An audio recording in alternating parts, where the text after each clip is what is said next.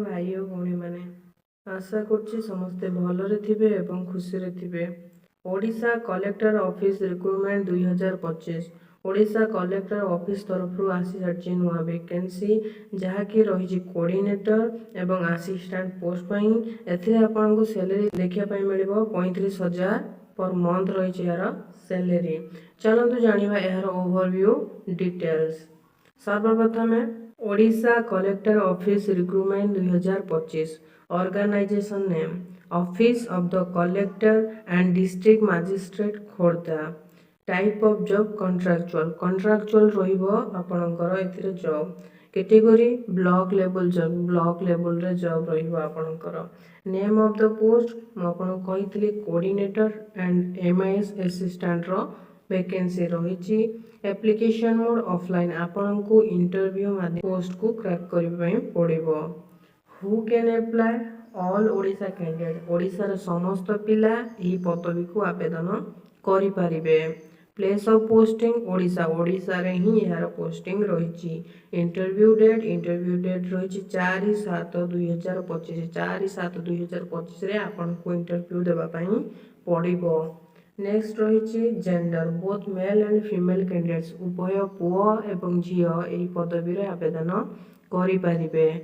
Next आम जानिबा यार eligibility criteria रे सर्वप्रथम आसला एजुकेशन क्वालिफिकेशन जदि आपण कोऑर्डिनेटर पई अप्लाई करछंती जदि आपणकर ग्रेजुएशन कंप्लीट अछि in any stream any discipline रे ताहाले मध्ये आपण एथिरे एलिजिबल अछंती एथिरे अप्लाई करि परिबे। नेक्स्ट रहिला एमआईएस असिस्टेंट रे जदि आपण ग्रेजुएट करिछंती विथ पीजीडीसीए कंप्लीट करछंती आपणकर जदि कंप्यूटर टाइपिंग स्पीड भलो अछि ताहाले आपण निश्चित अप्लाई करंतु एमआईएस असिस्टेंट रे। देन नेक्स्ट रहिला यार एज लिमिट यार मिनिमम एज लिमिट रही 21 वर्ष मैक्सिमम एज लिमिट रही 45 वर्ष। एज रिलैक्सेशन मध्ये रही गवर्नमेंट रूल्स अनुसार ओबीसी पिला मानक पई 3 वर्ष रही। एसटी एससी पीडब्ल्यूडी पिला मानक पई 5 वर्ष रही। एक्स सर्विस मैन मानक पई 5 वर्ष रही। पीडब्ल्यूडी प्लस एससी और एसटी पिला मानक पई एक्स्ट्रा 15 वर्ष एज रिलैक्सेशन रही। सैलरी आपन फॉर एफआरआई कोऑर्डिनेटर रे आपन को रही 35,000 टंका पर मंथ। एमआईएस असिस्टेंट रे 25,000 पर मंथ रही आपन सैलरी। नेक्स्ट आसला सिलेक्शन प्रोसेस रे आपन को दुईटा कैटेगरी देबा पड़ुची। प्रथमटी हला इंटरव्यू सेकंड आपन को रही डॉक्यूमेंट वेरिफिकेशन जेते बेले आपन इंटरव्यू दे क्वालिफाई करिवे सेकंड रे आपन डॉक्यूमेंट वेरिफिकेशन हबो। नेक्स्ट रहिला एप्लिकेशन फीस एथिरे कोनोसी वर्गर पिला मांगनकु कोनोसी देय दबाकू पड़िबो नाही काहेकि ना संपूर्ण मुक्त बा मागणा अटे।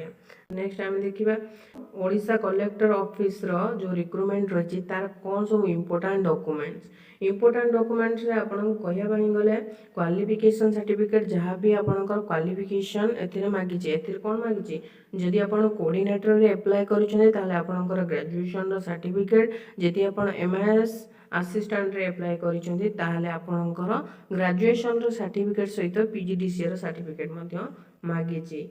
देन नेक्स्ट रहिला कि certificate indicating the date of birth आपनकर डेट ऑफ बर्थ टी ठीक रहिबा आवश्यक आपनकर मैट्रिक किबा प्लस 2 किबा ग्रेजुएशन रो सर्टिफिकेट रे। देन रहिला कि two recent colour passport size photo लागिबो आपनकर caste certificate if any experience certificate जदि आपन बाहर अछि ताले भलो कथा। देन हमें जानिबा इंपोर्टेंट डेट्स विषय रे इंपोर्टेंट डेट्स रे आपनकर नोटिफिकेशन रिलीज हेतला 26/6/2025 रे।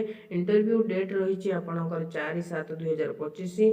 इंटरव्यू एड्रेस रही office of the district welfare officer Khordha. यार फुल नोटिफिकेशन लिंक आपन को हमर व्हाट्सएप चैनल रे मिल जिवो जाय कि आपन चेकआउट करि परिबे। नेक्स्ट रहिला यार इंपोर्टेंट नोट्स रे आपन को मु यह कहया पय चाहूची आपन कोनोसी फॉर्म भी अप्लाई करूचंती तो केयरफुली अप्लाई करंतु जेहेतु एटा ऑफलाइन अछि आपन डायरेक्ट इंटरव्यू देबा पय जिबे 4/7/2025 रे। बट मु यह कहया पय चाहूची आपन कोनोसी भी फॉर्म जेते बेले अप्लाई करूचंती तो केयरफुली फॉर्म टी को फिलअप करंतु कोनोसी मिस इन्फॉर्मेशन दियंतु नाही किंबा भूल करंतु नाही। जे आपणकर गोटे छोट भूल आपणकर पूरा फॉर्म टी को रिजेक्ट कर देवा संभावना रहउची सो बी केयरफुल। ये थिला आजिर वीडियो जदि वीडियो टी को आपनको भलो लागिछि ताल निश्चित भाबरे लाइक शेयर एंड सब्सक्राइब करबा को भूलिबेनी। रहिली जय हिंद, वंदे मातरम, नमस्कार।